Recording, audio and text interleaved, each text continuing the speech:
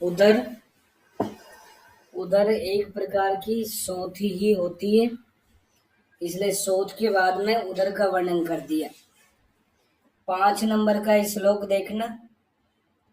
शुष्क वक्त्र कृषय गात्रई आधमात उदर कोक्षीय। ऐसा प्रेजेंटेशन होता है इस रोग के अंदर। इस रोग में ऐसा प्रेजेंटेशन होता है रोगी का। तो ये लाइन आ जाए तो तुम्हें किसके लिए करनी है? उधर के लिए करनी है। फिर एक इसके लिए इंपॉर्टेंट बात कही है, अगली लाइन पढ़ो। दीनः प्रतिक्रिया अभावात जहेतो असून अनाथवात। मतलब वो रोगी दीन हो जाता है और चिकित्सा के अभाव में अनाथ के समान मर जाता है। ऐसा कौन सा रोग है? उदर रोग। उदर रोग में ऐसा होता है, चिकित्सा नहीं मिलती है टाइम पे तो अनाथ के समान मर जाता है। 9 नंबर के श्लोक में आओ। देखो ये उधर, इसको ध्यान से पढ़ना। इसको पढ़ पाओगे ठीक से तो अर्थ थोड़ा सा समझ में आएगा, और उसको समझ पाओगे तो ग्रहणी समझ में आएगा। इन तीनों के जो सिम्टम्स, निदान, संप्राप्ति सब आपस में एक दूसरे में ओवरलैप होते रहते हैं। तो बहुत ध्यान से पढ़ना, नहीं तो किसका आंसर क्या करके आओगे, फिर गलत ही करके आओगे तुम उसको। 9 नंबर के श्लोक में आओ। 9 नंबर, अग्नि दोषान। इसलिए तीनों में सारी चीजें एक जैसी मिलती है, क्योंकि तीनों में अग्नि की दृष्टि होती है। उधर भी मंद अग्नि से होने वाला रोग है, अर्श भी मंद अग्नि से होने वाला रोग है, और गृहिणी भी मंद अग्नि से होने वाला रोग है। तो इन तीनों को पृथक पृथक करना बहुत जटिल प्रक्रिया होती है। मनुष्य नाम रोग संज्ञा पृथक विधा मल वृद्धिया प्रवर्तनते विशेषण उदराणी च। तो जो उदर रोग होते हैं विशेष रूप से 2 कारणों से होते हैं। फर्स्ट रीजन है अग्नि दोष मंद होने से, और दूसरा मल की वृद्धि होने से। फिर नेक्स्ट लाइन में मंदे अग्नऊ मलिनी भुक्ति एपाकात दोष संचय। इन मलिन आहारों से अग्नि मंद हो जाती है और उचित रूप से आहार का पाचन नहीं हो पाता है। फिर वो आगे चल के प्राण, अग्नि और अपान वायु को दूषित कर देता है। फिर स्रोतसों के मार्ग अवरुद्ध हो जाते हैं, अधेवाही स्रोतसों के मार्ग अवरुद्ध हो जाते हैं। त्वचा मांस के बीच में दोष आश्रित हो जाते हैं। उधर में भी कल परसों तुम्हें सोथ में भी बताया था कि त्वचा मांस के बीच में आश्रित होते हैं दोष, या उधर में भी त्वचा मांस के बीच में आश्रित होते हैं। विमर्श में सेकेंड लाइन पढ़ना। अन्यत्र, अन्यत्र का मतलब है वाग्भट। वाग्भट बोलता है कि रोगा सर्वे अपि मंदे अग्नऊ, लिख देना मंदे अग्नऊ।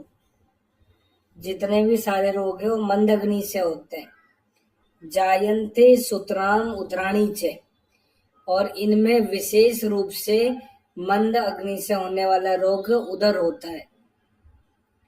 अजीर्णात मलिनई से अन्नई जायन्ते मल संचयात।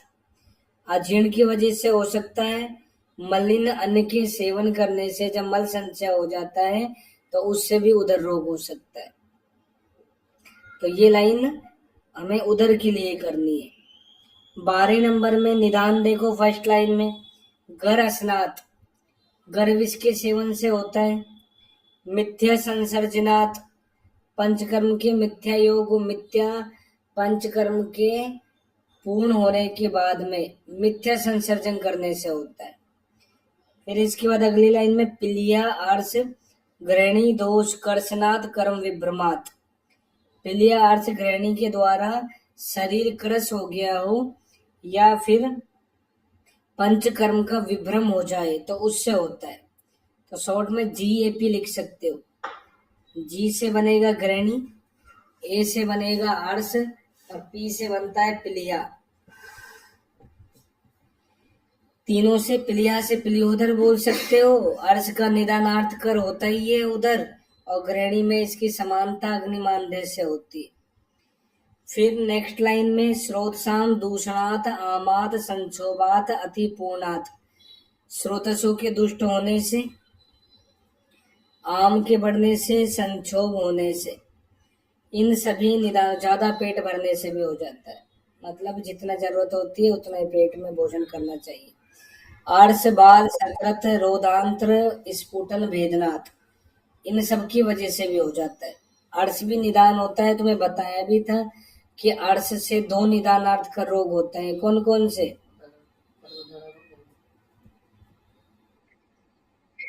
उदर और गुल्म। उदर और गुल्म, ये दो रोग होते हैं अर्श से। फिर बाल सकृत इनको खा गया, आंत्र स्फुटन हो जाए, तो भेदन हो जाए आंत्र का, उस वजह से भी होता है। फिर अगली लाइन में अति संचित दोषाणाम पापम कर्म च कुरुताम, दोषों के अति संचित होने से होता है और पाप कर्म से होता है। विप्रान गुरुन गर्ष्यताम पापम कर्म च कुरुताम, किसमें थी? कुष्ठ के अंदर थी वो। विप्रान गुरुन गर्ष्यताम। अब देखो, तुम हर बार मेरी बात की अवहेलना करते हो। मैंने उस समय नहीं बोला था इस लाइन का मतलब, क्योंकि मैं सोच रहा था कि इस लाइन का मतलब तुम्हें है ना टेस्ट के बाद समझाऊंगा, है ना। जिन्होंने कल टेस्ट नहीं दिया तो वो मेरी निंदा कर रहे हैं, है ना। मैं तुम्हारा गुरु भी हूँ, विप्र भी हूँ, है ना। तो तुम मेरी दोनों बातें नहीं मान रहे। तो अगर बार बार तुम ये चीजें करते रहोगे ना, तो तुम्हें 6 महीने के बाद में, 6 महीने ही मान के चलो, अब तो 6-7 महीने के बाद में कुष्ठ हो जाएगा। अब ऐसा मत सोचना कि सर ऐसे कैसे बोल रहे हो, हमारे कुष्ठ हो जाएगा, हमको तो कुछ दिख ही नहीं रहा, हम तो कुछ ऐसा खाना भी नहीं खाते, है ना। मैं शारीरिक कुष्ठ की बात नहीं कर रहा, मैं तुमसे मानसिक कुष्ठ की बात कर रहा हूँ। जानते हो मानसिक कुष्ठ क्या होता है? मानसिक कुष्ठ जो होता है वो शारीरिक कुष्ठ से भी बहुत ज्यादा खतरनाक होता है।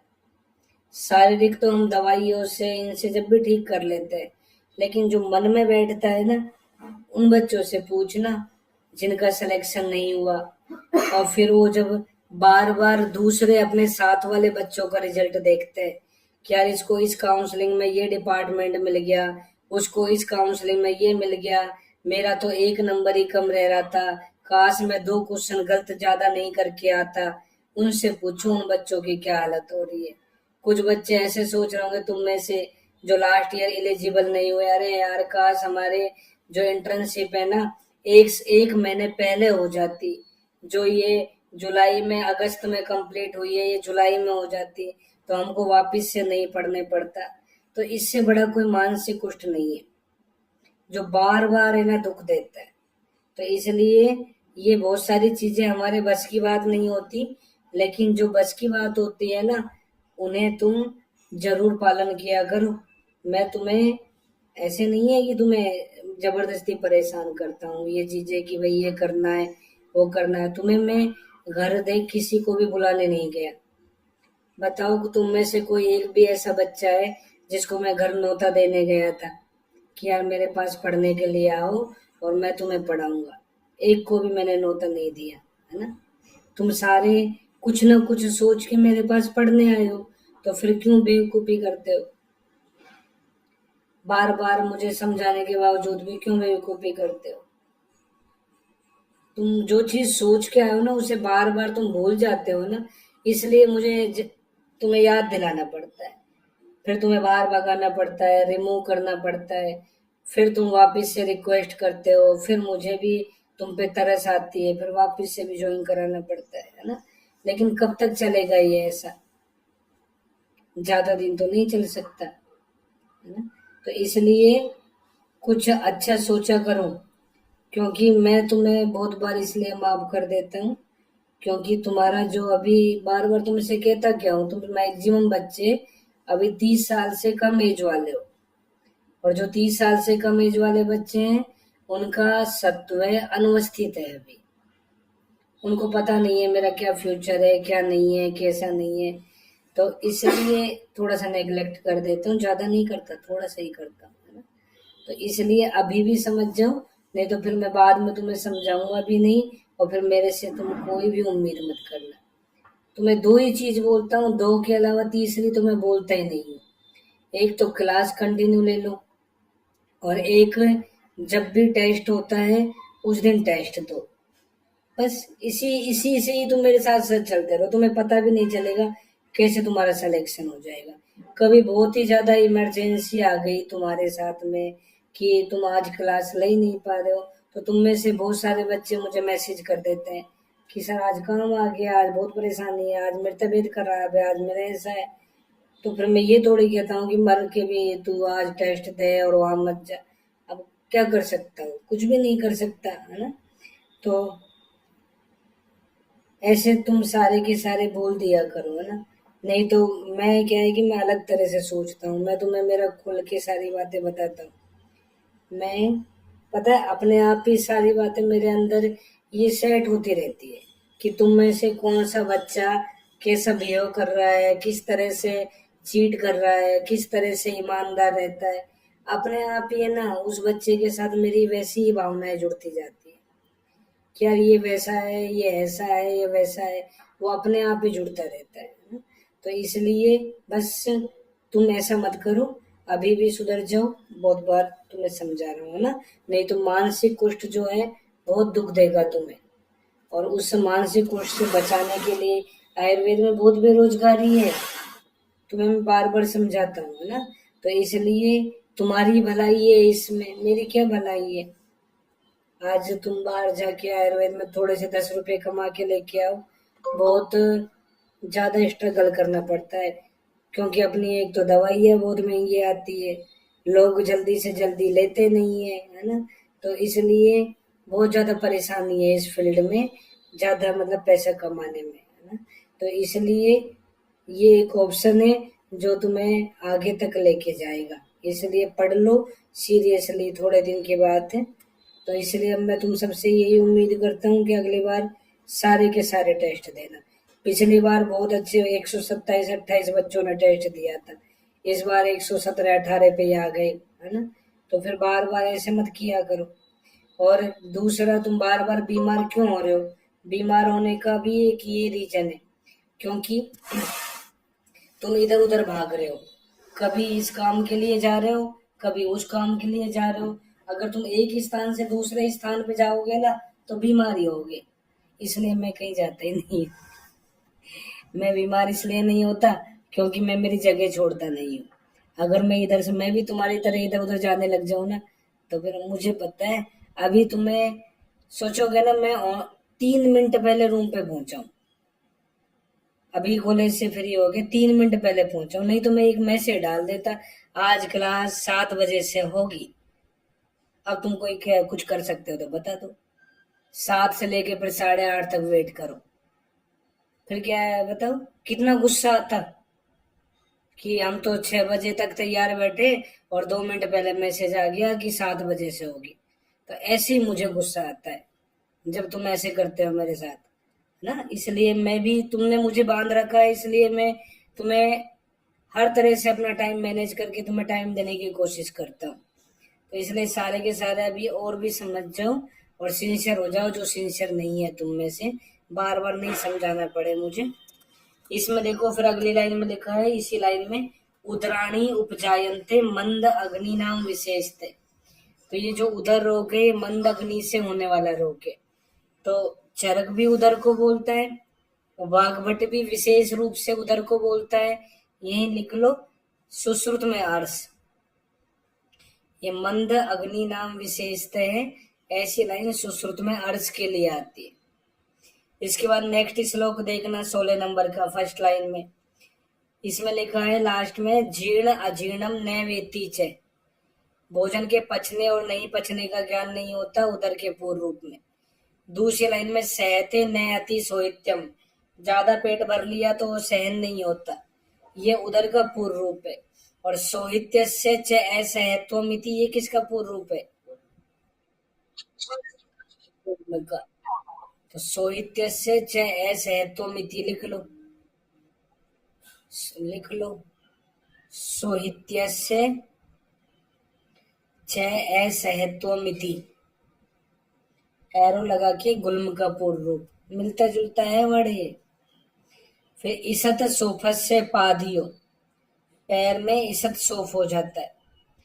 व्यायाम में श्वासम रिक्षति, और व्यायाम करते टाइम उसका श्वास फूलने लग जाता है। इसके बाद में नेक्स्ट, वृद्धि पुरुष निचयो हो रहा है, मल का संचय हो रहा है। फिर अगली लाइन में आतन्यते से जठरमपी, उधर प्रदेश उसका तना हुआ नजर आता है। राजी जन्म वली नाश, राजी का जन्म हो जाता है, वली का नाश हो जाता है। नेक्स्ट लाइन में, नेक्स्ट श्लोक में, रुद्ध्वा स्वेद अम्बुवाहिनी दोषा स्रोतांसी संचिता प्राण अग्नि अपानान संदुष्य जनयंती उधरम निर्णाम।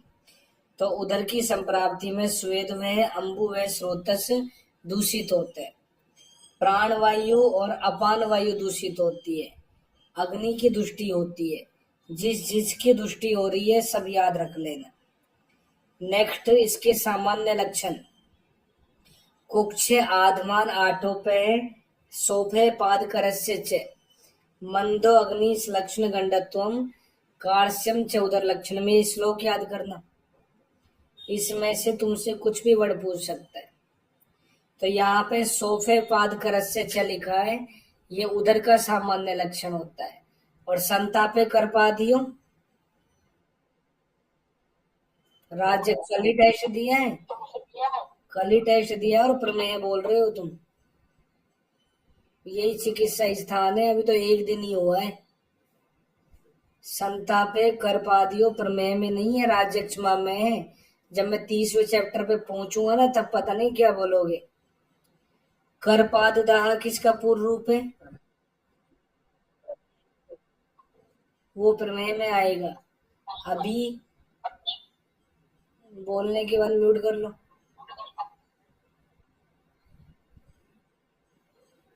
सून पाद करे, ऐसे भी लिख लो,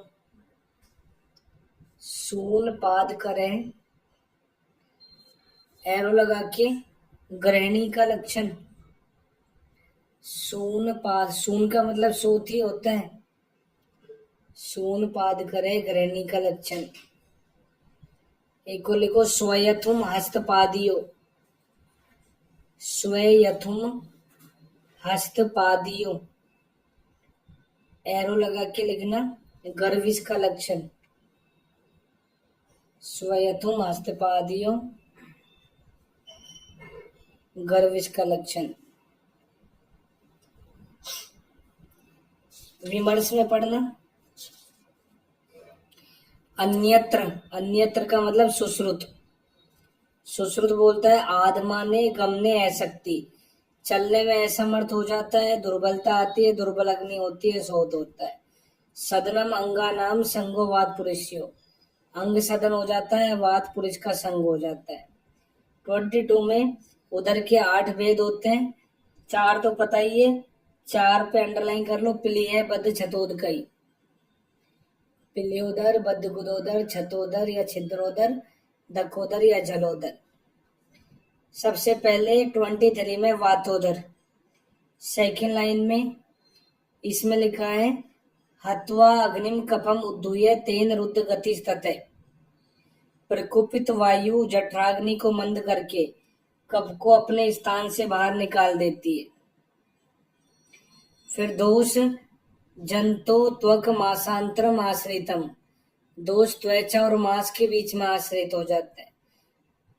हमने एक देशीय शोध पढ़ी थी, और उन एक देशीय शोध के अंदर ये बताओ त्वक मासांतरम आश्रितम किसके लिए था, और उधर जैसी एक देशीय शोध में दोष क्या था, वात, वात था। तो याद आ गया, वातोदर में त्वक मासांतरम आश्रित है करना है, त्वक मासांतरम आश्रित है का एक आंसर करना है, तो वातोदर। नेक्स्ट 25 में लक्षण में कुक्षी पाणी पाद वृषण में शोथ हो जाती है, उदर में विपाटन फटने जैसी पीड़ा होती है।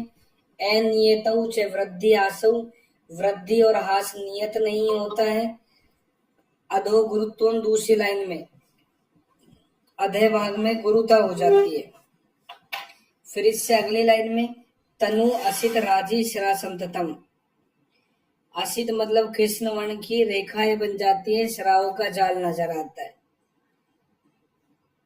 आहातम आदमाद धृति शब्दवत भवती। तो यहाँ पे आदमान जैसा फील होता है और धृति जैसी आवाज आती है। वायु से ऊर्ध्वम अधस तिर्यक्ष स शूल शब्द शर्ती। वायु ऊर्ध्व अधः और तिर्यगामी होकर शूल उत्पन्न करती है, शूल युक्त बाहर आती है। इसके बाद में नेक्स्ट 27 में लास्ट लाइन पढ़ना।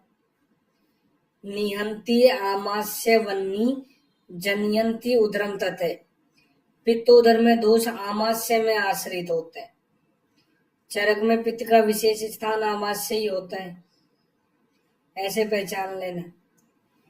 फिर नेक्स्ट 28 में सेकंड लाइन में नील पीत हारिद्र हरित ताम्र राजी श्रावणद्धम, ऐसी शराव का जाल नजर आता है।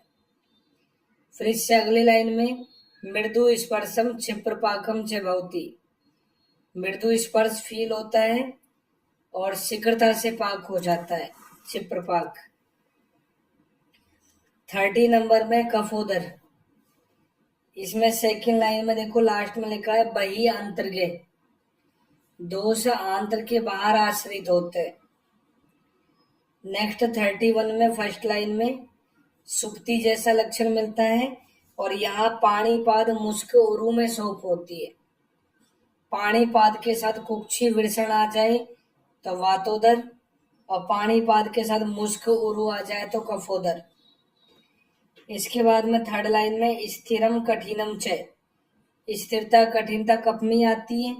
इससे पहले वाला वर्ड देखो शुक्ल राजी शिरा संततम, शुक्ल वर्ण की शिराएं नजर आती है, रेखाएं नजर आती है। 32 नंबर का श्लोक। 32 में सन्निपातोदर।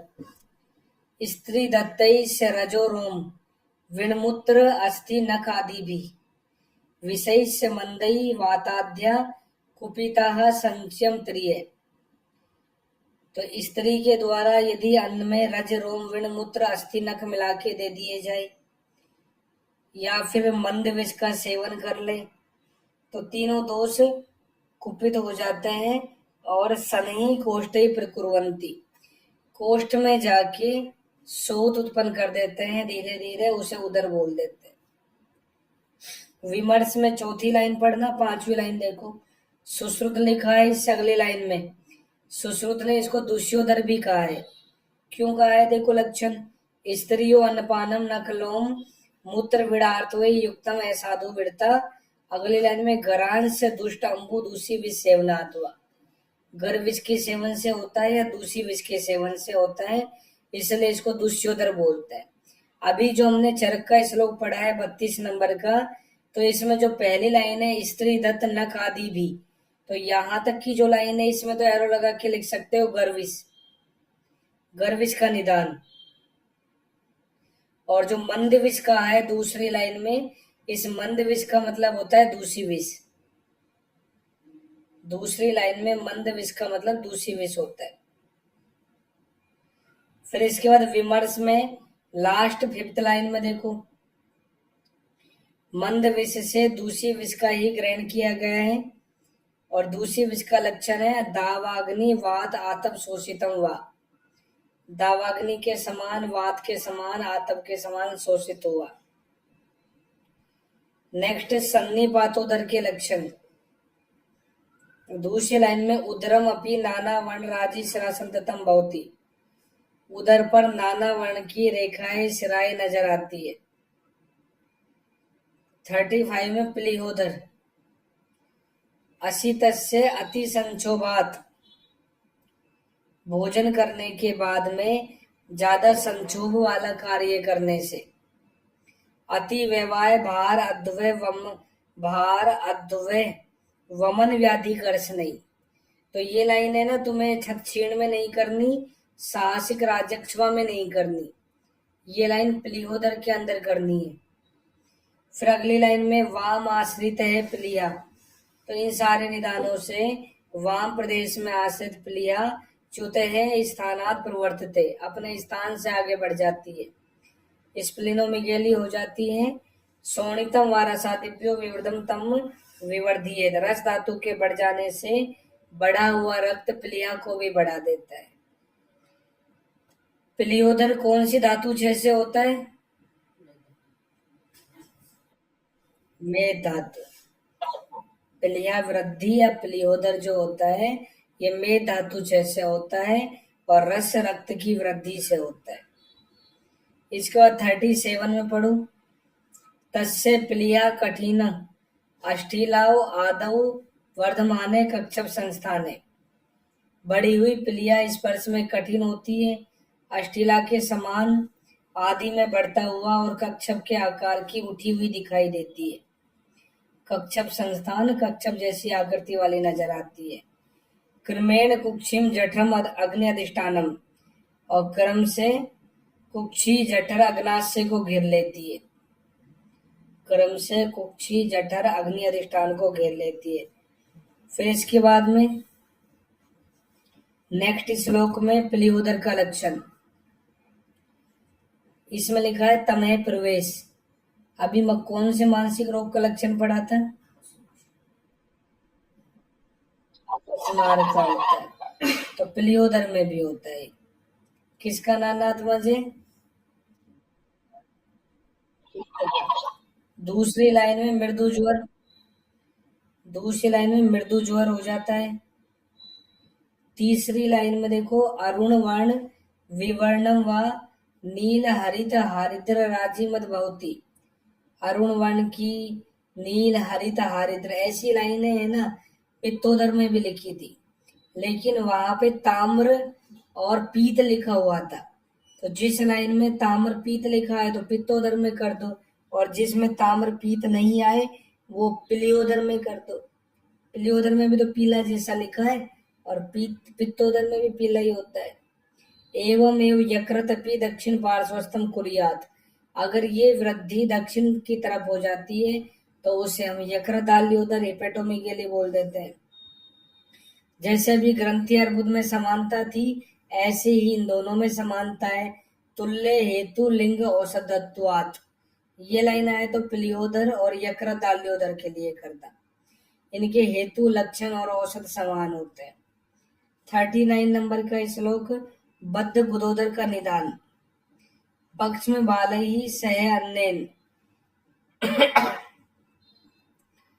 भुक्तई बद्ध अयने गुदे, तो यहाँ लिखा है पक्ष के बाल या सिर का बाल अन्न के साथ में कोई खा जाए तो वो उदर के अंदर चल जाता है, जिससे गुदा का मार्ग रुक जाता है। उदावर्त की वजह से भी हो सकता है, अर्श की वजह से भी हो सकता है, आंत्र सम्मूर्छना की वजह से भी हो सकता है, मतलब इंटेस्टाइनल ऑब्स्ट्रक्शन हो गया तो वो भी एक तरह से बद्ध गुदोदरी होता है। अगली लाइन में इनसे होएगा क्या? अपानो मार्ग संरोधात, अपान वायु का मार्ग रुक जाता है, हत्वा अग्नि बंद हो जाती है, और कुपितो अनिले वायु का प्रकोप हो जाता है। वर्चे पित्त कफान रुद्ध्वा जनयति उदरम तथे, और मल पित्त कफ को रोककर उदर रोग उत्पन्न करती है। जैसे ये उदावर्त है, बद्ध गुदोदर में एक निदान है, ये वातोदर का भी निदान होता है। 23 नंबर के श्लोक में देखो, 23 में देखना फर्स्ट लाइन में लिखा है उदावर्त कर्ष नहीं। 23 में उदावर्त कर्ष नहीं, तो उदावर्त निदान पूछे दोनों का है। फिर इसके बाद विमर्श में तीसरी लाइन में हृदय नाभि मध्य परिवृद्रम एति, हृदय और नाभि के बीच में दोष आश्रित हो जाते हैं। नेक्स्ट श्लोक में 41 के अंदर दूसरी लाइन में मूढ़वात जैसा लक्षण मिलेगा अपान वायु की वजह से। स्थिर अरुण नील राजी शराय बन जाती है। प्रायो नाभि ऊपरी, नाभि के ऊपर दोष आश्रित होते हैं। गो पुक्षवत अभिनिवर्त्यति, और गाय की पूंछ के समान ये फैलता है। बद्ध गुदोदर में गे लिखा है, गे से गो पुच्छोत बोल देना। नाभि के ऊपर देखो, देखने में तुम गलत कर दोगे इसको। अगर ज्यादा दिमाग लगा दिए ना तो इस क्वेश्चन को गलत करोगे, क्योंकि बद्ध गुदोदर सोचो कि अपान वायु है, अपान वायु तो नाभि से नीचे वाले स्थान में रहती है, तो इतना ज्यादा सोच के इस क्वेश्चन को गलत कर दोगे। इसलिए आयुर्वेद में ज्यादा दिमाग मत लगाया करो, जितनी जरूरत होती है उतना ही लगाया करो, नहीं तो क्वेश्चन ज्यादा गलत करके आओगे। तो इसमें नाभि के ऊपर दोष आश्रित होते हैं।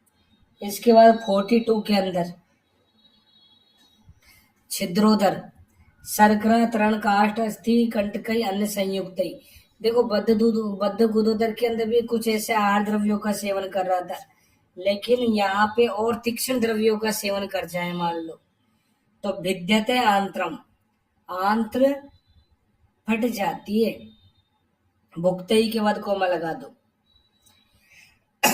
जरम्बिया अति स्नेनवा, बार बार जरम्बा लेने से, अधिक भोजन करने से भी ऐसा होता है। फिर अगली लाइन में छिद्रेभ्य प्रस्रवते, भाई छिद्रों से स्राव होता रहता है, जिससे गुदा व आंत्र भर जाती है।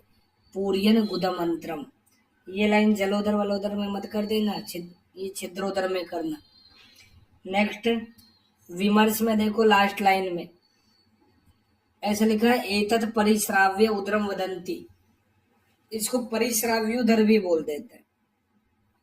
छिद्रोदर, छतोदर, परिश्राव्य उदर, आगंतुज उदर, एक ही बात है।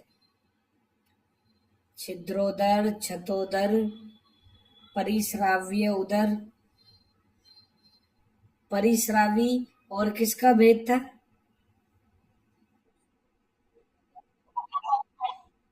अंदर का भी था और उदर का भी। फिर नेक्स्ट 44 में दोष तद अधोनाभ्याम, नाभि के नीचे आश्रित होते हैं। देखो अभी हमने एक लाइन बोली थी, पिलिया बद्ध छतोदकई, तो जब नाम लिखते हैं ना, एक लाइन में वातोदर, दूसरे में पित्तोदर, तीसरों में कफ और चौथे में सन्निपाल, फिर लिखेंगे पिलियोदर, उसके बाद में लिखेंगे बद्ध गुदोदर, उसके बाद उससे नीचे वाली लाइन में क्या लिखेंगे? छिद्रोदर, और लास्ट में लिखेंगे जलोदर। तो ऐसे ही सोच लेना कि बद्ध गुदोदर ऊपर रहेगा नाभि के ऊपर, छिद्रोदर बद्ध गुदोदर के नीचे रहेगा नाभि के नीचे, और जलोदर में दोष नाभि के चारों ओर आश्रित रहेंगे। ऐसे उस लाइन को याद करने के लिए इसलिए बोला तुम्हें मैं। इसके बाद में इसमें नाभि के नीचे आश्रित होते हैं, फिर प्रायो अभिवृद्धमानम उदकोदरम, और ये बढ़ते जाएंगे, फिर नाभि के नीचे उदर की वृद्धि करते हैं। फिर अगली लाइन में स लोहित नील पीत, इसमें लोहित वर्ण लिखा आ गया, पिच्छिल वर्ण, ऐसा श्राव होने लगेगा। कुणप गंधी आम वर्चे, ऐसी गंध आने लग जाएगी, सड़े हुए मुर्दे के समान गंध आने लग जाती है। फिर इसके बाद में नेक्स्ट श्लोक में 46 में जलोदर, स्नेह पीतस्य मंदाग्न क्षीणस्य अतिकृशस्य वात्यंबुपान अन्नष्ट अग्नौ मारुते क्लोमनी संस्थित है। स्नेहपान के बाद अथवा मंदाग्नि वाले पुरुष या दुर्बल या अत्यंत ग्रस्त व्यक्ति मात्रा से अधिक जल का सेवन करता है तो उनकी जठराग्नि नष्ट हो जाती है। जठराग्नि नष्ट हो गई और दोष कहाँ आश्रित हो जाएंगे? क्लोम में आश्रित हो जाता है। याद रखना है, उदक और उदक व स्रोतस के मूल क्या क्या होता है? तालु क्लोम।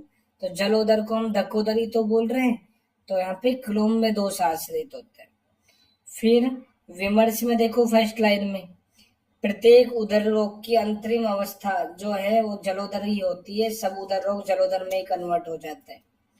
नेक्स्ट श्लोक में फर्स्ट लाइन में गुदश्राव होने लगता है, पूरियन गुदम अंतरम, ये लाइन तुमने छिद्रोदर में पढ़ी थी, पूरियन गुदम अंतरम छिद्रोदर में, और गुदश्राव लाइन आ जाए तो जलोदर में।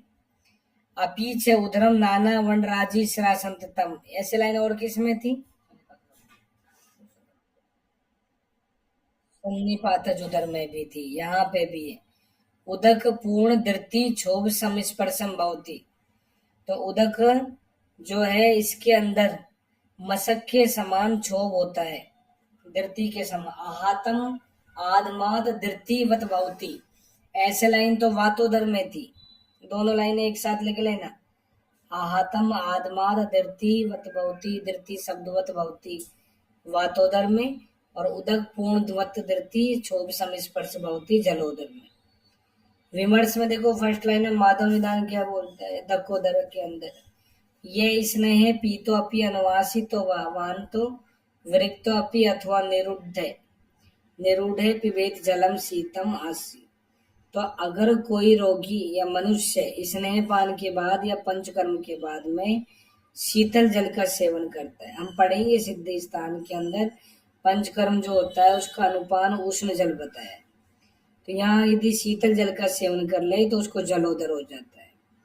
अगली लाइन में लिखा है मह तत्परिवृत नाभि, दोष नाभि के चारों ओर आश्रित हो जाते हैं, होता ही है जलोदर के अंदर। एसाइटिस में हम चेक करते हैं, शिफ्टिंग डलने चेक करते हैं, और शू शेप डलने चेक करते हैं, तो ये या फिर फ्लूइड थ्रिल वाली कंडीशन होती है, तो नाभि के चारों ओर ही तो फ्लूइड भरा हुआ रहता है, उसी को हम प्रकट करके फील करते हैं। फिर यथा दृति क्षुभ्यति कंपते च शब्द आयते, तो दृति में क्षोभ जैसा होना, कंपन होना, शब्द आना, ऐसा लक्षण होता है। 48 नंबर का श्लोक, 48 में तीसरी लाइन में पिच्छा उत्पत्ति होती है। फिर अगली लाइन में मृदु स्पर्श, अपगत वर्ड हटा देना, राजिकम आक्रांतम नाभ्याम एवं उपसर्पति, राजी बन जाती है नाभि के चारों ओर मृदु स्पर्श है। यहाँ तक की अवस्था तो अजातोदक की अवस्था होती है जिसमें जल नहीं भरा हुआ होता है।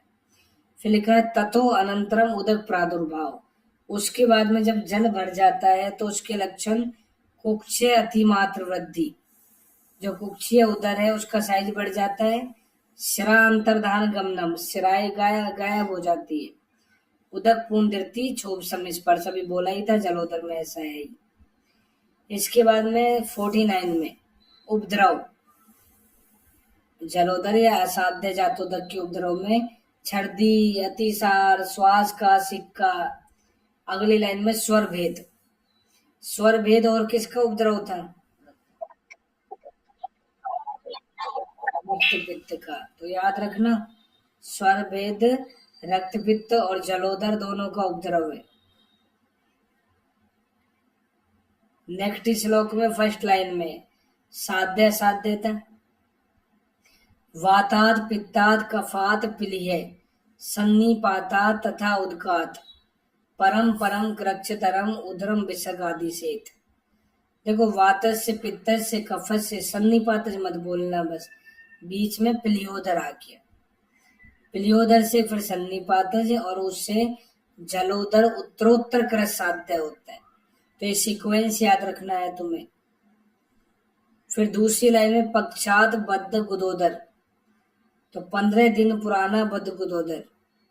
सभी जातोदक, सभी जो है ये असाध्य होते हैं, प्रायो भवती अभावा है, सभी असाध्य है।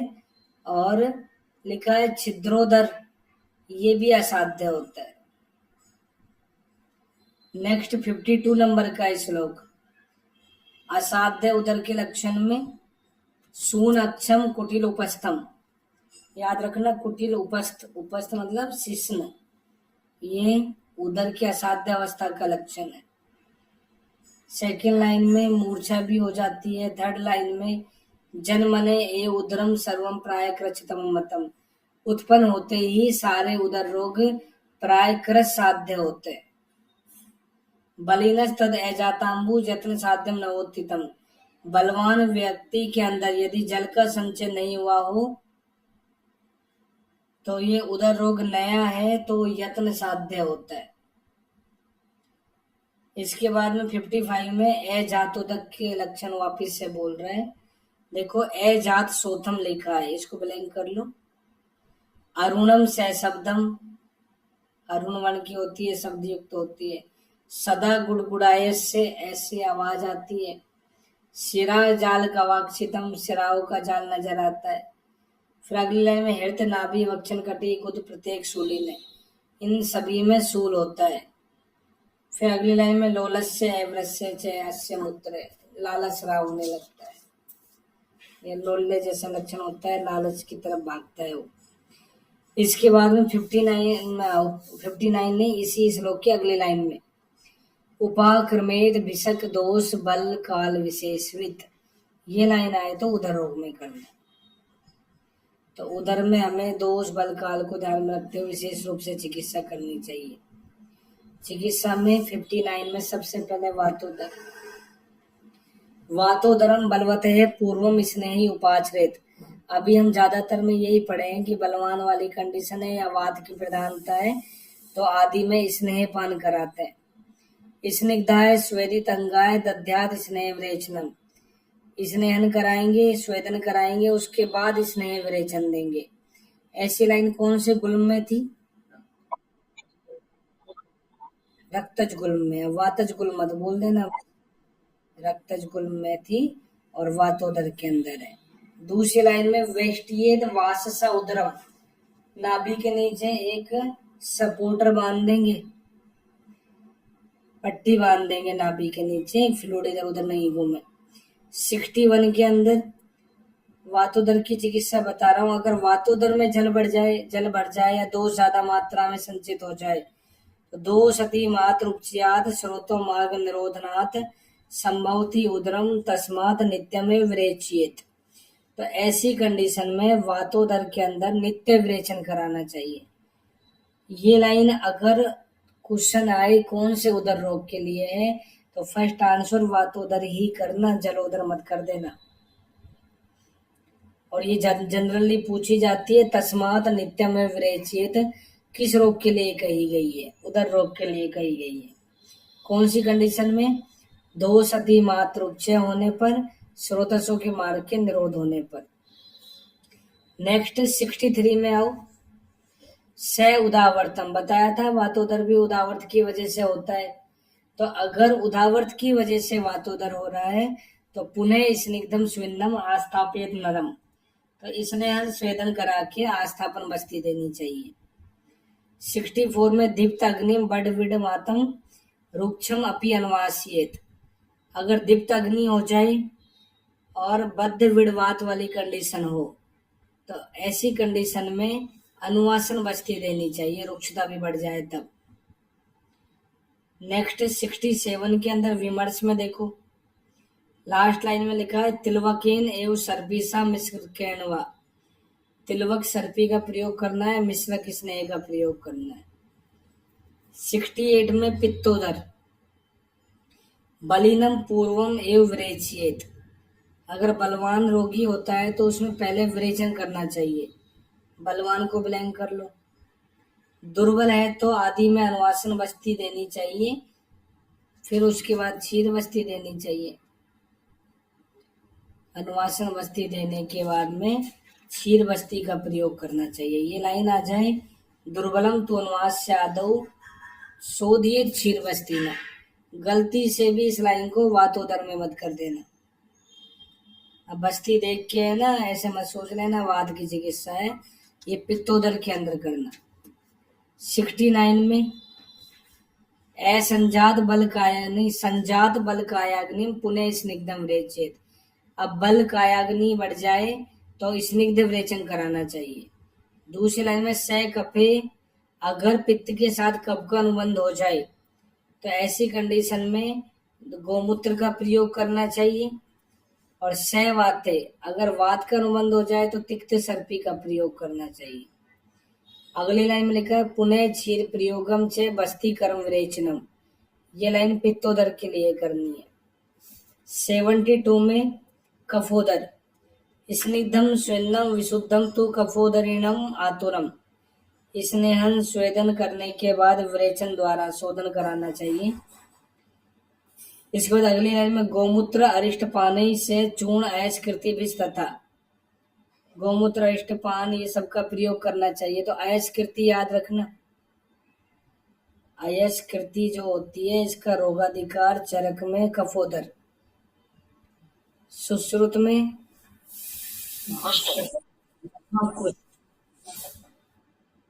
महाकुष्ठ, उसके अंदर बताया इसका निर्माण।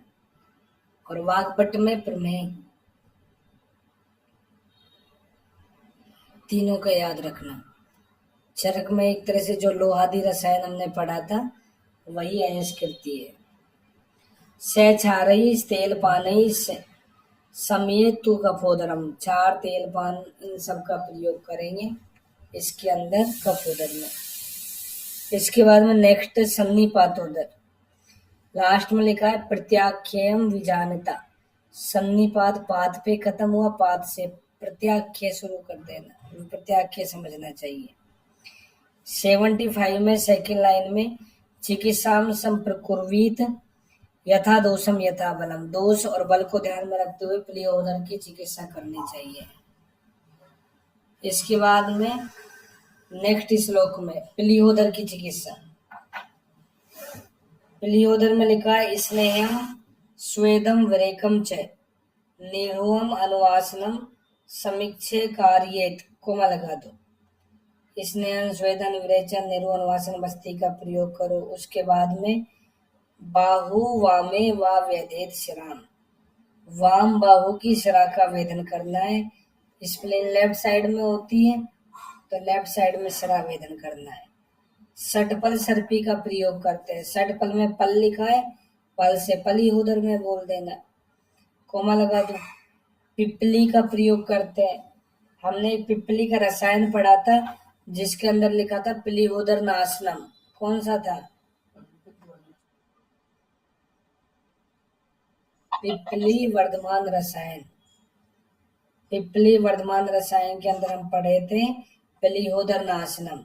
उस समय मैंने तुम्हें बताया भी था प्लिय शत्रु कौन होता है?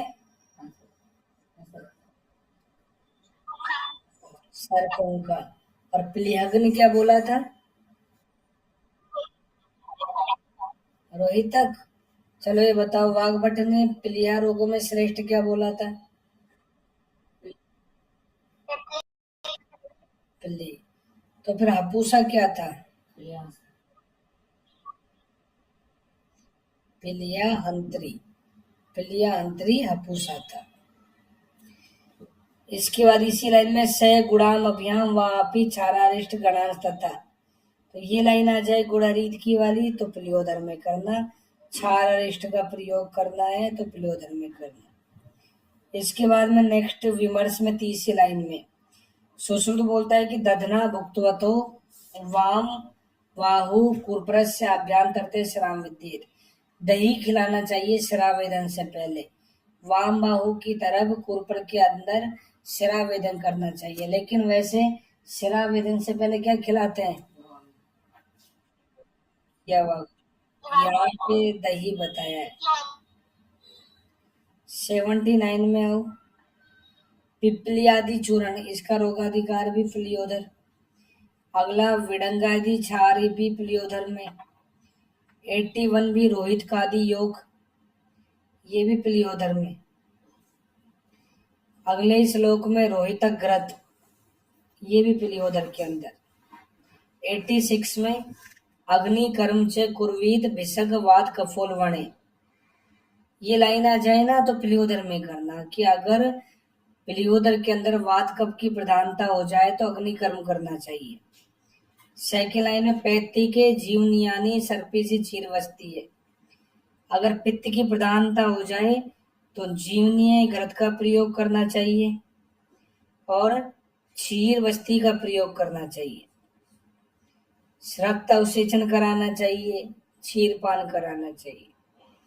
नेक्स्ट लाइन में यकृति प्लियावत सर्वम तुल्यत्वाद भेषमतम, जैसे प्लियोदर की चिकित्सा होती है ऐसे ही यकृत दाल्योदर की चिकित्सा होती है। बस अंतर क्या है, जैसे विमर्श में लिखा है कि अग्निकर्म प्लियोदर में अगर करना है तो वाम कुरपर के मध्य में करो, तो यकृत दाल्योदर में करना है तो दक्षिण कुरपर के मध्य में करना है। बस यही अंतर होता है, बाकी सारी चीजें लगभग समान होती है। 89 के अंदर बद्ध गुदोदर की चिकित्सा। स्विन्नाय बद्धोदरीणे, बद्धोदरीणे को ब्लैंक कर लो, मूत्र तीक्ष्ण औषधान्वितम, तो मूत्र गौमूत्र का प्रयोग करना चाहिए, तीक्ष्ण औषधियों का प्रयोग करना चाहिए।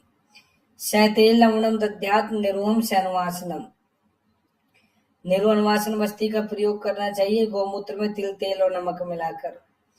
परिश्रंसिनी च अन्नानी तीक्ष्णम च विरेचनम। तो अनुलोमक, परिश्रंस का मतलब होता है अनुलोमक अन्न का प्रयोग करना चाहिए या तीक्ष्ण विरेचन देना चाहिए इसमें बदबूदोदर के अंदर। फिर ये लाइन को जनरली पहचान लेना, गलती से इस लाइन को हम उसमें कर देते हैं परिश्राव्योदर में, इतनी मैचिंग मत करना, ध्यान से याद रखना। और ये सारी लाइनें मैं जो तुम्हें है ना वो पेज दिया था इतिहास, वो क्या नाम है, ये योग के पेज दिया था, उन योग के पेजों में सारी लाइन लिखी हुई है, तो तुम उनको बार बार पढ़ते रहा करो उनको, तो कम से कम ये लाइनें आ जाएंगी, या कोई योग आ गया तो वो उनसे ठीक हो जाएगा। तो इसलिए उनके एक एक वर्ड एक एक लाइन तुम्हारे टिप्स पे रहनी चाहिए, उनमें से कुछ छोड़ना नहीं है। बाकी तो मैंने लिखा ही है सब, छोड़ने वाले तो कुछ है ही नहीं, उनमें से भी छोड़ दो तो फिर तुम छूट जाओगे। उदावर्त हरम कर्म कार्यम वातग्नम एवच। तो यहाँ पे भी उदावर्त निदान होता है, तो उदावर्त हर कार्य करना चाहिए, वात नाशक चिकित्सा करनी चाहिए। 91 में आओ अब, छिद्रोदर की चिकित्सा। छिद्रोदरम ऋते स्वेदात श्लेषम उदरवत आचरेत। सारी चिकित्सा छिद्रोदर की कफोदर के समान होती है, बस स्वेदन नहीं होता। लिखा है ऋते स्वेदात, ऋते का मतलब छोड़कर, स्वेदन को छोड़कर सारी चिकित्साएं कफोदर के समान होती है। फिर दूसरी लाइन में देखो, जातम जातम जलम श्राव्यम एवं ताद यापियत भिसक। बार बार जल बाहर निकालना चाहिए, छिद्रोदर के अंदर जल का श्रावण करना चाहिए, जल बाहर निकालना चाहिए बार बार। तो ये लाइन जलोदर में मत कर देना गलती से। इसके बाद में नेक्स्ट श्लोक 93 में जलोदर की चिकित्सा।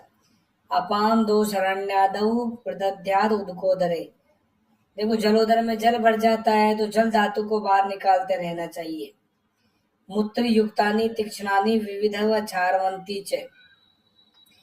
तो गोमूत्र मिले हुए नाना प्रकार के तीक्ष्ण क्षार औषधों का प्रयोग करना चाहिए।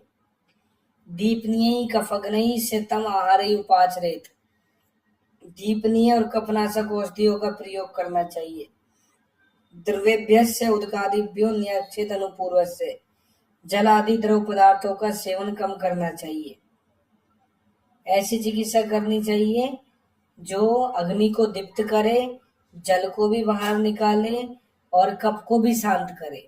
तो इसलिए हम जनरली इसमें क्या करते हैं, जलोदर के अंदर डायूरेटिक्स काम में लेंगे, चिकित्सा में पुनर्नवाष्टक को दे देते हैं, कुटकी चूर्ण दे देते हैं, या जो विरेचन कराने वाले गोक्षुरादि गोगुल्लू दे दिया, मूत्र विरेचक होता है। और इसको पानी तो पिलाना होता नहीं है और अन्न भी नहीं देना होता, इसलिए इसको हम गोमूत्र अर्क वगैरह ये देते हैं। अर्क कल्पना काम में लेते हैं, सिद्धार्क वगैरह काम में लेते हैं, मकोई अर्क हो गया, ऐसे अर्क काम में लेंगे। जलोदर के अंदर, जलोदर का सही बताऊं तो तुम्हें ना मॉडर्न में कोई परफेक्ट ट्रीटमेंट नहीं है। वो बार बार क्या करते रहेंगे, पैरासेंटेसिस, बस फ्लूइड बाहर निकालेंगे, टैपिंग करते रहेंगे। अगर इसका परमानेंट, तब कहूंगा जब वो रोगी सही तरह से पथ्य का पालन करे। तो परमानेंट ट्रीटमेंट है तो वो आयुर्वेद में ही है, नहीं तो और कहीं भी नहीं है, ये तो मैं तुम्हें गारंटी के साथ कह सकता हूँ। अगर वो इन पथ्य का पालन नहीं करेगा तो चाहे वो आयुर्वेद ले ले, चाहे वो मॉडर्न ले ले, चाहे कुछ भी ले ले, तो फिर वो वैद्य जीवन वाला सिद्धांत लागू हो जाएगा। क्या है वैद्य जीवन का सिद्धांत?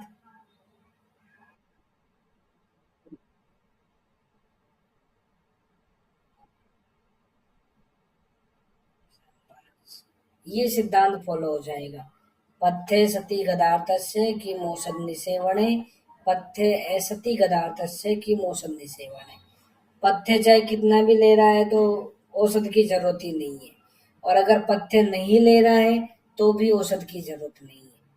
तो ऐसे रोगी को अगर जब भी तुम ट्रीट करो तो पहले कंसेंट फॉर्म पे साइन कराओ और उसको स्ट्रिक्टली कह दो कि ये चीजें फॉलो करेगा तो आराम मिलेगा, नहीं तो मुझे दोष मत देना, नहीं तो बस ज्यादा दूर नहीं है, ऊपर वाला और तेरा जो रास्ता है ज्यादा दूर नहीं है, पास ही है। 95 नंबर में, सर्वम ए उदरम प्रायो दो संघात जम मतम, सारे उदर रोग प्राय दोषों के संघात से होते हैं। इस लाइन में उदर को ब्लैंक कर लेना। तस्मात् त्रिदोष समनिम क्रियाम सर्वत्र कार्येत, इसलिए इन सभी उदर रोगों में त्रिदोष सामक चिकित्सा करनी चाहिए। अब पथ्य देखो क्या क्या दे सकते हैं, अपथ्य क्या क्या नहीं देना चाहिए। 98 में देखो, दूसरी लाइन में, पहली लाइन में देख लो, इसको हमें ना रक्तशाली दे सकते हैं और जौ दे सकते हैं, मूंग की दाल दे सकते हैं। अगली लाइन में दूध पिलाते हैं, जितना पिला सकते हो उतना पिला दो, दूध तो पिलाना ही चाहिए, बस इतना मत पिलाओ कि उसकी अग्नि मंद हो जाए।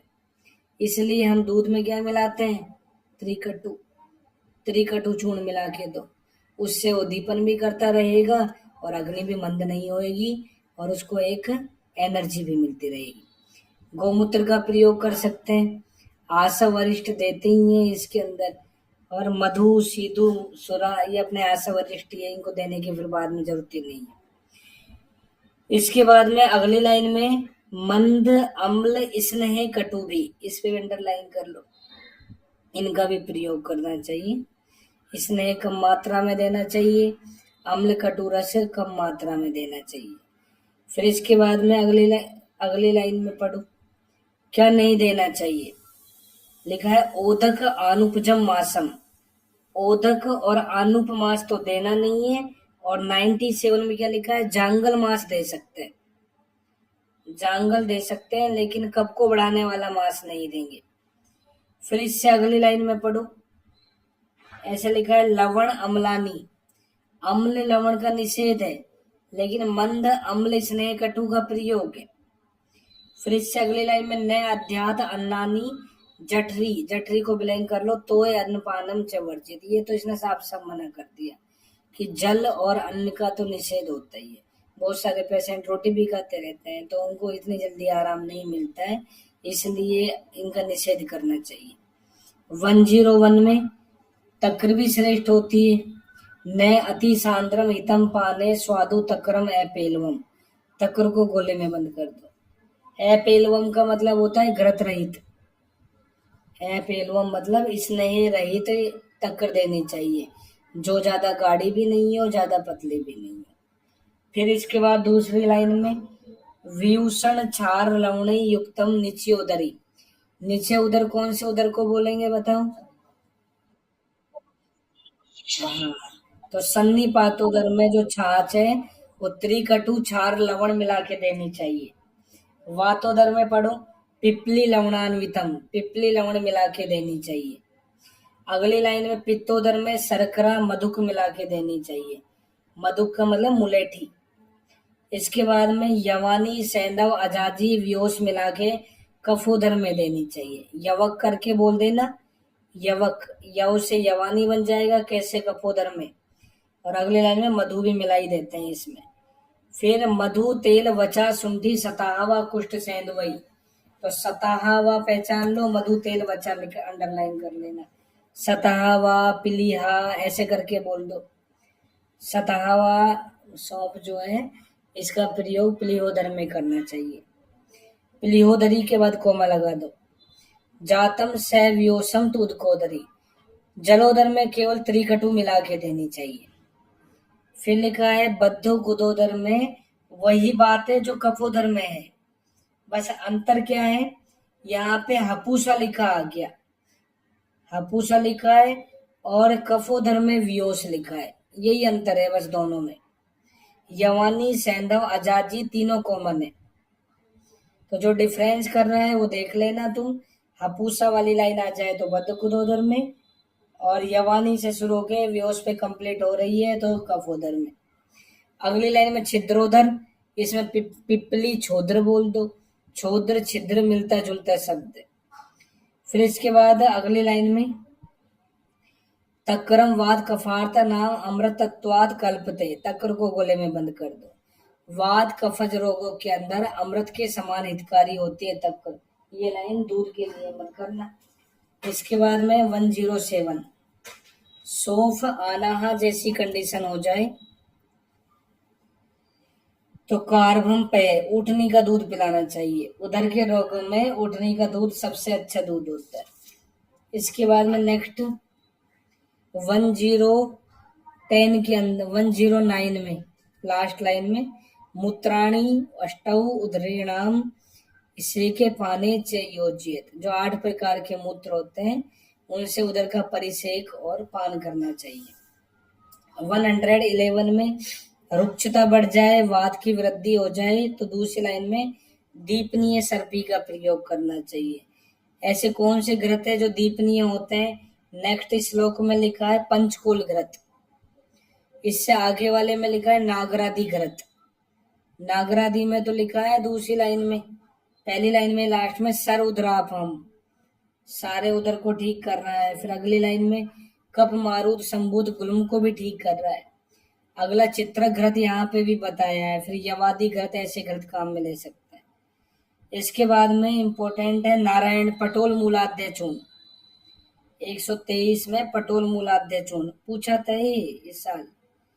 पटोल मूलाध्याय चूर्ण तीसरी लाइन में देखो मुष्टि प्रमाण में देना है। मुष्टि बताओ किसका पल पल पल का ही पर्याय होता है ना? पल का क्या होता है? पर्याय होता है। पल का हो गया पल, मुष्टि पल का पर्याय होता है। गवाम मूत्रेण ना पिबेत, ना का मतलब नर, गोमूत्र के साथ देना है। फिर एक लाइन छोड़ के अगली लाइन में हंति सर उदराणी एतद चूर्णम जातोदकानी अपि कामलाम पांडु रोगम च, तो इस सारे उदर रोग को ठीक कर देता है, जलोदर को भी ठीक करता है, कामला पांडु को भी ठीक करता है ये। अगली लाइन में लिखा है पटोलाद्यम इदम चूर्णम उदरेशु प्रपूजितम, ये लाइन पूछी थी। उधर रोगों में पूजनीय चूर्ण कौन सा है? पटोलाध्य चूर्ण है या पटोल मूलाध्य चूर्ण है? पटोलादि कौन कहाँ था?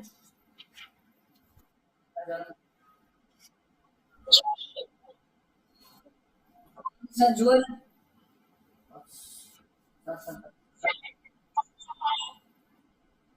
तुम एक बार ही बोल दिया करो ना सही,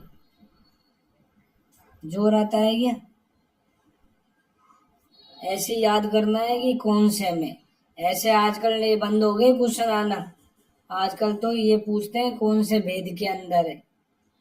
124 में गवाक्षी आदि चूर्ण। नेक्स्ट श्लोक में नारायण चूर्ण। इसकी तीसरी लाइन पढ़ना। 2 क्षार होते हैं, 5 लवण होते हैं, दंती 3 भाग होती है, दंती ती पे खत्म, ती से 3 भाग। अगले लाइन में त्रिवर्त विशाला द्विगुणे, ये 2 भाग होते हैं। सप्तला 4 भाग होता है, 4 गुना, तो सबसे ज्यादा इसमें सप्तला ही होता है। एतद नारायणम नाम चूर्णम रोग गणापम, ये जो नारायण चूर्ण है ये रोगों के समूह का नाश करने वाला होता है।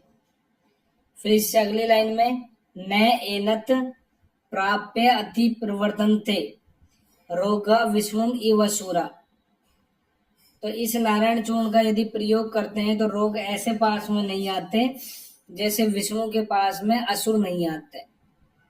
विष्णु नाम यहाँ पे आया इस रोग इस योग के अंदर, याद रखना। विष्णु सहस्त्र नाम तो हमने वहां पढ़ा था, यहाँ विष्णु नाम लिख दिया। तक्रेण, इसके अलग अलग रोगों में अलग अलग अनुपात बताए, ये भी पूछते हैं।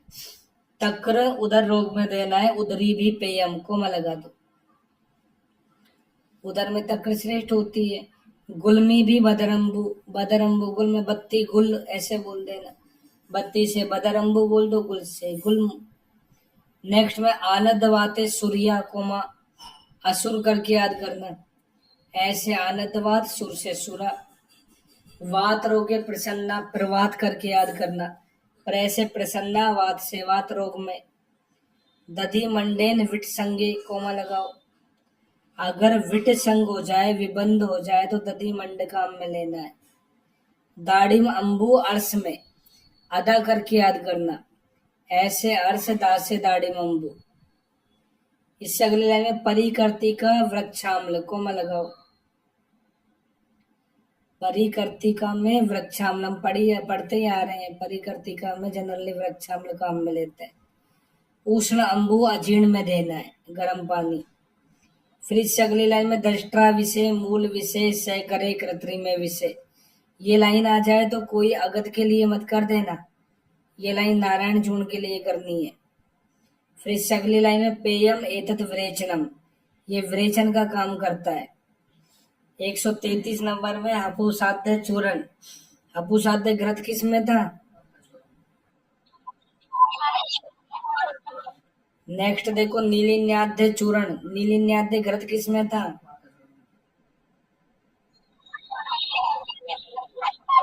ऐसे ही तुम भी सोचा करो पढ़ते टाइम, ऐसा कहाँ पे था, है ना, ऐसे पढ़ा करो।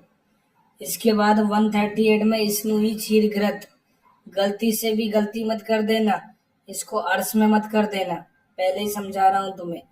पहला ऑप्शन तुम्हें अर्स मिलेगा और गलत करके आओगे, ये भी मैं तुम्हें 100% कह रहा हूँ, इसलिए बार बार मत करना। स्नूही क्षीर घृत आ जाए तो उधर में ही करना। इसमें सुधा क्षीर प्रस्थ अर्ध संहितम, स्नूही क्षीर आधा प्रस्थ होता है। लास्ट लाइन में गुलमा नाम गर्दोषा नाम मुद्रा नाम से शांति है, सबको शांत कर देता है ये गुल्म उदर गर्विश। श्लोक नंबर 150 में आओ। दूसरी लाइन में लिखा है क्षीर अनुपान के साथ गोमूत्र हरित की देनी चाहिए। मैं तुम्हें बोला था कि जहाँ पे त्वचा मांस के बीच में दोष आश्रित होते हैं वह गोमूत्र हरित की काम में लेते हैं, जैसे शोध में भी पढ़े थे, उधर में भी पढ़ रहे हैं, कफत शोध में थी, यहाँ उधर में भी काम में ले सकते हैं। 151 श्लोक, इसमें बहुत सारे पॉइंट है और इम्पोर्टेंट भी है और कुछ भी छोटा सा पूछ सकते हैं। जैसे सबसे पहले लिखा है सप्ताहम माहिसम मूत्रम, कि माहिस मूत्र कितने समय तक काम में लेना है, माहिस 6 पे खत्म हुआ, 6 से 7 दिन। अब ये भी लाइन पूछ सकते हैं सप्ताहम माहिसम मूत्रम क्षीरम चनन बुक पिबेत, ये लाइन कौन से रोग के लिए कही गई है? उदर के लिए। तीसरा ये भी पूछ सकते हैं कि 7 दिन तक किसका मूत्र काम में लेना है? माहिस का काम में लेना है। अनुपान क्या रखना है उसको, बाकी टाइम क्या लेना है? दूध ही लेना है, केवल दूध के आहार पे रहना है, अन्न का निषेध है। इसके बाद दूसरी लाइन में आओ मासम उष्ट्रम पेय, ओटने का चीड़, मास तक उमा करके याद कर लेना। और छागम 3 मासान, बकरी का दूध 3 मास तक, क्या मिला के देना? व्योज संयुक्तम, दोनों में त्रिकटु मिला दो, ओटनी के दूध में त्रिकटु मिला के 1 मास तक, आजा क्षीर में त्रिकटु मिला के 3 मास तक। फिर इसके बाद हरित की 1000 देनी है से हरित की ऐसे 1000, और भोजन में दूध पे ही रहना है। शिलाजतु के प्रयोग काल में भी दूध पे ही रहना है। शिलाजतु का जैसा विधान है ऐसे अगली लाइन में गुगुलू का भी विधान है। श्रृंगवेर अदरक का रस देना चाहिए, बराबर मात्रा में क्षीर मिला के देना चाहिए। अगली लाइन में तेलम रसेन तेन सिद्धम 10 गुणेन वा, तो यहाँ लिखा है तिल के तेल को 10 गुने अदरक के रस से सिद्ध करके उधर के रोगी को देना चाहिए। तो ये सारी लाइनें उधर रोग में करनी है। 154 में आओ दुष्योधर की चिकित्सा। दुष्योधर में दंती द्रवंती फलजम तेलम, दंती द्रवंती का जो बीज होता है उसका तेल सिद्ध करना है, और दैस्य दंती द्रवंती दैस्य दुष्योधर में देना है। कौन सी कंडीशन में? सूल आनाहा विबंध हो जाए तब देना है। किसके साथ देना है? मस्तु यूस रसादी के साथ देना है, दही के पानी यूस के साथ में देना है। जहाँ नारायण जून पढ़ा था ना वहां पे ये और लिख लो तुम 132 नंबर के पास में, दधी मस्तु के साथ अतिसार में, दधी मस्तु के साथ 132 श्लोक नंबर में, दधी मस्तु के साथ अतिसार में, ब्रैकेट में सारंगधर। अगर तुम्हें ये सारे अनुपान सारंगधर के अकॉर्डिंग पूछ ले तो चरक वाले ही कर देना, ऐसे मत सोचना कि मैंने सारंगधर नहीं पढ़ाया तुम्हें, चरक वाले आंसर कर देना। नेक्स्ट 161 पे पहुंच जाओ, पिपलियादि लवण। पिपलियादि लवण में तीसरी लाइन देखना, पंच लवणानी, 5 लवण होते हैं। फिर अगली लाइन में सर्पी वसा मज्जा तेल, 4 स्नेह होते हैं। विडाल पदक इसकी मात्रा होती है, कर्ष प्रमाण में देना है ये। अगली लाइन में इसका अनुपान भी बहुत सारे हैं। मदिरा, दधि, मंड, उष्ण जल, अरिष्ट, सुरा सब के साथ देना है। नेक्स्ट योग का नाम है क्षार वटिका। क्षार गुड़िका किसमें थी? तो गुड़ से सोचना कि गुड़ अदरक कहाँ पड़ी थी हमने। गुड़ अदरक सोथ में पड़ी थी, तो गुड़िका भी सोथ में। वटिका, वट से वट उदुम्बर बोल देना। वट उदुम्बर बोलेंगे, उदुम्बर से तुम्हें उधर याद आ जाएगा। तीसरी लाइन में कोल प्रमाण की वटिका होती है ये। पिबेद सोवीर संयुक्ताम, सोवीरक के साथ में देनी चाहिए।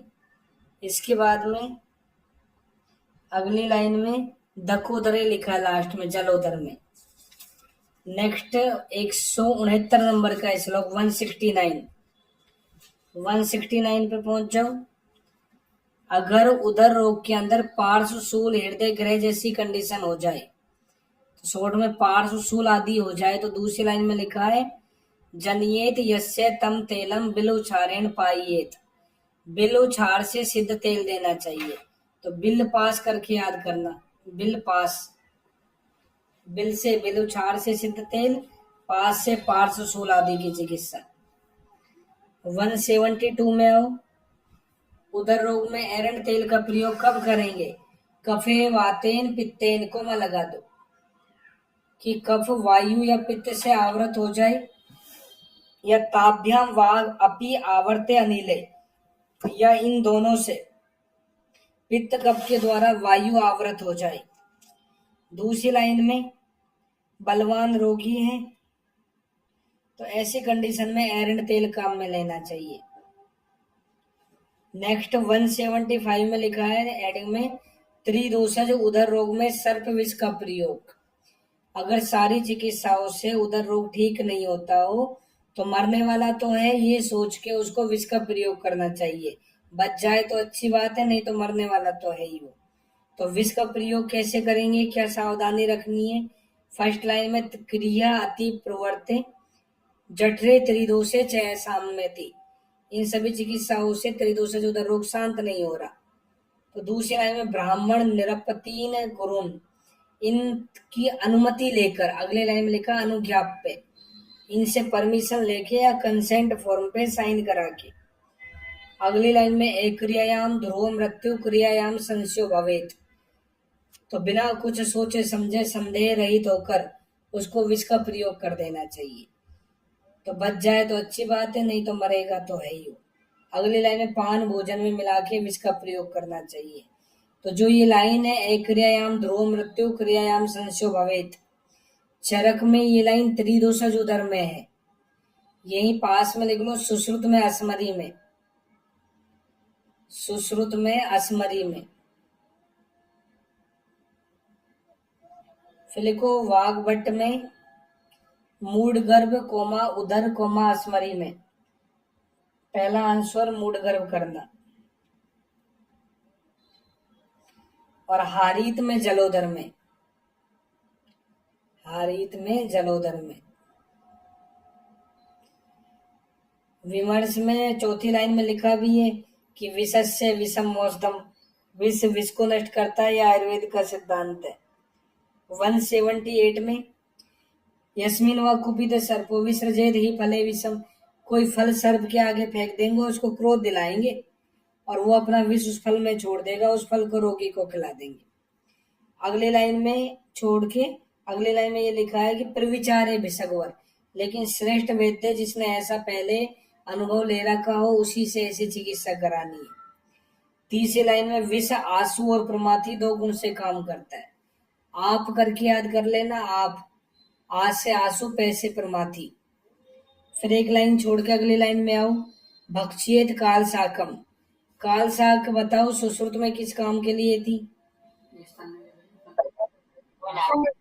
स्तन्य वृद्धि के लिए, स्तन्य जनन के लिए, दूध को बढ़ाने का काम करती है ये। और यहीं लिख लो घर सोफजित, चरक में लिखी थी सूत्र 27 में घर सोफजित। तो त्रिदोषज उदर जो होता है ना, इसका निदान होता है गर्विष का सेवन।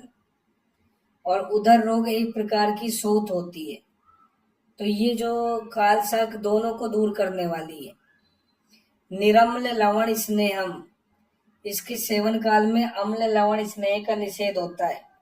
अनन्न भूख, अन्न का भी निषेध होता है। अगली लाइन में मासम एकम, 1 मास तक प्रयोग करेंगे इसका। अगली लाइन में दुर्बलाय प्रियुंजीत प्राण भृत कारभम पय, तो 1 मास तक रोगी को, 1 मास के बाद में जब ये रोगी का पता चले कि इसका प्रयोग हो गया और वो दुर्बल है, तो उसको ऊँटनी का दूध पिलाना चाहिए बल लाने के लिए।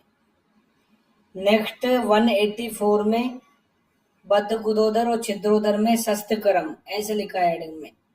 फर्स्ट लाइन में लिखा है शल्य आत्रणाम कर्म, शल्य कर्म कराएंगे। दूसरी लाइन में वामम कुक्षिम मापित्वा न नाभे अर्ध चतुरंगुलम, नाभे अध चतुरंगुलम, तो नाभि के नीचे 4 अंगुल का स्पेस छोड़कर वाम कुक्षी में वेदन करना है। वाम कुक्षी में पाटन करना है, चीरा लगाना है, भेदन करना है। फिर लिखा है पाट ये तो मतिमान बिशक, पाटन कर्म करते हैं या भेदन कर्म करते हैं। फिर अगली लाइन में विपाट्य आंत्रम, फिर पाटन कर्म के आंतर करके आंतर को बाहर निकाल देना है उसके। फिर ये लाइन तो दोनों में कर देना, बद्ध गुदोदर में और छतोदर में।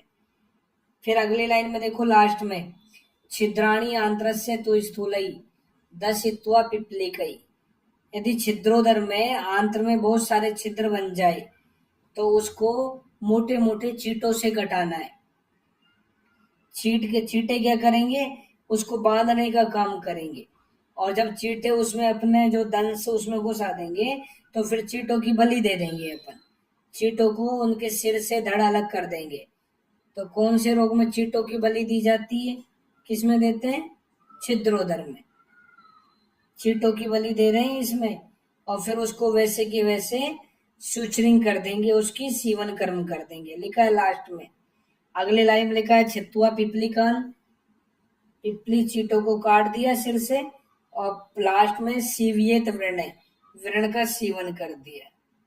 नेक्स्ट श्लोक में देखो जलोदर में भी शस्त्र कर्म है, लेकिन यहाँ पहली लाइन में लिखा है जातोदकम सर्वमुद्रम व्यधियेत विषक, वेदन कर्म कराएंगे यहाँ, जिन सारे उदर रोग में जल भर जाए तब।